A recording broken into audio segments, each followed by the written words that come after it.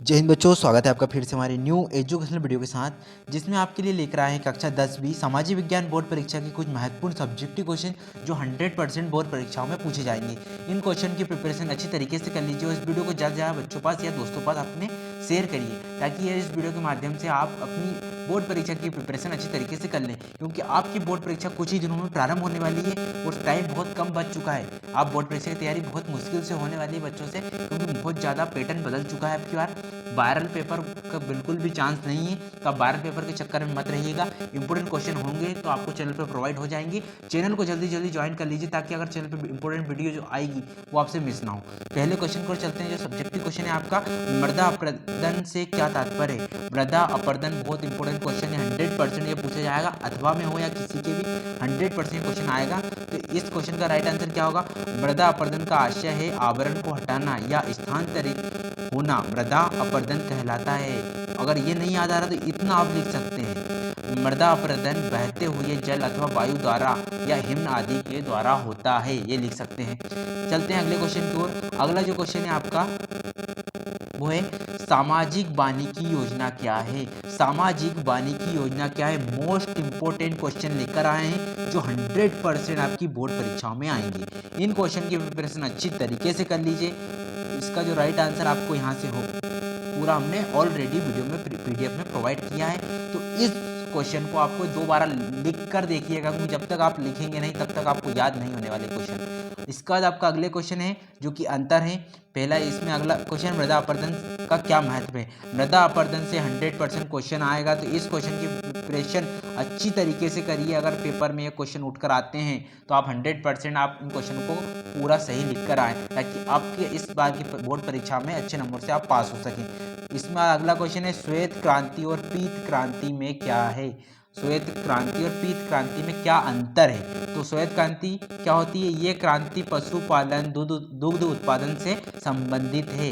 जो पीत क्रांति होती है वो तेल क्रांति तिलहन फसलों के उत्पादन में संबंध करती है। श्वेत क्रांति डेयरी के विकास को निर्भर करती है, और जो पीत क्रांति होती है वो तिलहनों मतलब तिलहन जो खाद्य पदार्थ रहते हैं या गेहूं वगैरह जो भी रहते हैं उनके ऊपर निर्भर करती है। अगला है तीसरा, इसका अंतर है, सरकार द्वारा विदेशी नस्लों की गायों तथा स्थानीय गायों की नस्ल के संकरण से नई किस्में तैयार होती हैं। ये श्वेत क्रांति का अंतर हो जाएगा। मतलब कुल मिलाकर श्वेत क्रांति गायों से निर्भर है, दूध से रिलेटेड है। तो आप जो भी जानते हैं उस बारे में लिख सकते हैं। इसमें पीत क्रांति तिलहन फसलों खाद्य तेलों से निर्भर रहती है, तो उसमें आप बता सकते हैं किस तरीके से इसमें ग्रो अप इसमें अंतर बता सकते हैं। ठीक है, ये होगा आपका राइट आंसर। इसके बाद अगले क्वेश्चन है आपकी, रबी की फसल खरीफ की फसल में क्या अंतर है।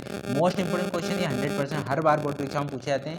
और इसका रबी की फसल का पहला, इसमें रबी की फसल आपकी गेहूं चना जो सरसों तंबाकू हो जाएगी, जो कि इसमें लिखा हुआ है। इससे रिलेटेड यह कब उगती है, कब तक इसका काल रहता है, कौन से काल में होता है, कौन सी ऋतु में होता है, ये आपको बताना है। खरीफ की फसलें होती है जो वर्षा ऋतु में आरंभ होती है। ज्वार वर्षा ऋतु में क्या क्या होता है, चावल ज्वार बाजरा कपास सोयाबीन आदि होते हैं। ये हो जाएगी आपकी खरीफ की फसलें। मोस्ट इंपोर्टेंट क्वेश्चन है, इनको अच्छी तरीके से याद कर लीजिए। ये वर्षा ऋतु में होती है खरीफ की फसल, और फसलें शरद ऋतु के अंत तक तैयार हो जाती है।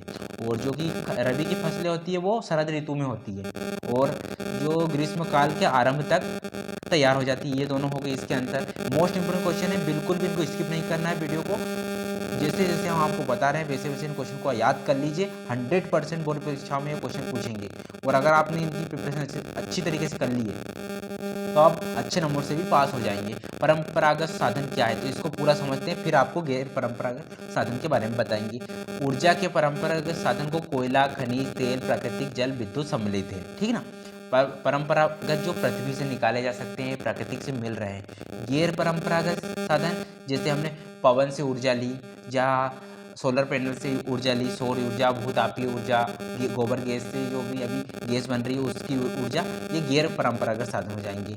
परंपरागत साधन डायरेक्ट पृथ्वी से या प्राकृतिक से मिलते हैं, तो परंपरागत साधन हो जाएंगे। गैर परंपरागत मतलब जो मानव निर्मित है, जो आसानी से इनकी समाप्ति नहीं होती है, ये साधन अच्छे होते हैं। ठीक ना। और ये साधन कम खर्चीले होते हैं। गैर परंपरागत मतलब मानव ने बनाए, इसलिए गैर परंपरागत साधन हो जाएंगे। और परंपरागत साधन मतलब जो प्रकृति ऑटोमेटिक दे रही है, जैसे खनिज तेल जिसे हम निकाल सकते हैं पृथ्वी से, और यह ऊर्जा का सुविधाजनक रूप है। ये सभी साधन की अनापूर्ति जल विद्युत को छोड़कर बाकी सभी को सभी समाप्त हो जाएंगे, ठीक ना। इनका उत्पादन अधिक है तथा ऊर्जा महंगी पड़ती है। इनको निकालने में, खनिज पदार्थों को निकालने में जो ऊर्जा लगती है वो महंगी पड़ जाती है, इसलिए अलग अंतर हो जाएंगे गैर परंपरागत और परंपरागत साधन। ये हो जाएगा आपका कंप्लीट क्वेश्चन।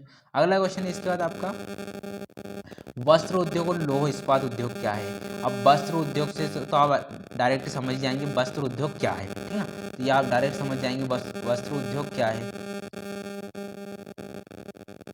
तो आपके वस्त्र उद्योग और लौह इस्पात उद्योग को हम समझा देते हैं। इसमें वस्त्र उद्योग मतलब वस्त्रों से निर्मित होता है या वस्त्रों से रिलेटेड होता। तो इसमें जो भी आपके वस्त्र उद्योग में आएंगे जैसे कि जूट, कपास, ऊन, ये सब वस्त्र बनाने के लिए उपयोग कर जाते हैं। वस्त्र उद्योग छोटे छोटे माध्यमों से बड़े पैमाने के रूप में उपयोग करते हैं। ये उद्योग उपजाऊ भूमि में कच्चे माल की समीप स्थापित होते हैं, मतलब कच्चे माल का ये रीएवोल्यूशन करके और फिर यूज में लाते हैं। और लौह इस्पात उद्योग मतलब जो खनिज जो पदार्थ पृथ्वी के अंदर से निकालते हैं उसे लौह इस्पात उद्योग कहते हैं। जैसे कि मैग्नीज, चूना, पत्थर और इनकी पूंजी प्रधान उद्योग हैं। पत्थर क्षेत्रों के समीप होते हैं ये। जो पथरीली क्षेत्र रहते हैं वहाँ पर होते हैं, क्योंकि वहीं से खनिजें बाहर निकाल सकते हैं हम। और ये उद्योग बड़े पैमाने पर भारी उद्योग कहलाते हैं, ठीक ना। ये क्वेश्चन हो जाएंगे आपके। मोस्ट इंपोर्टेंट क्वेश्चन है। अगर आपको वीडियो स्किप करके भी लिखना है तो आप इनका अच्छी तरीके से लिख लीजिए। टेलीग्राम चैनल पे हम इसकी वीडियो प्रोवाइड या पीडीएफ प्रोवाइड करवाएंगे, वहाँ से आप इसका पीडीएफ डाउनलोड कर सकते हैं और आप अच्छी तरीके से इनका नोट्स बना सकते हैं, क्योंकि 100% ये क्वेश्चन आने वाले हैं। इसके बाद आपका अगला क्वेश्चन जो आने वाला है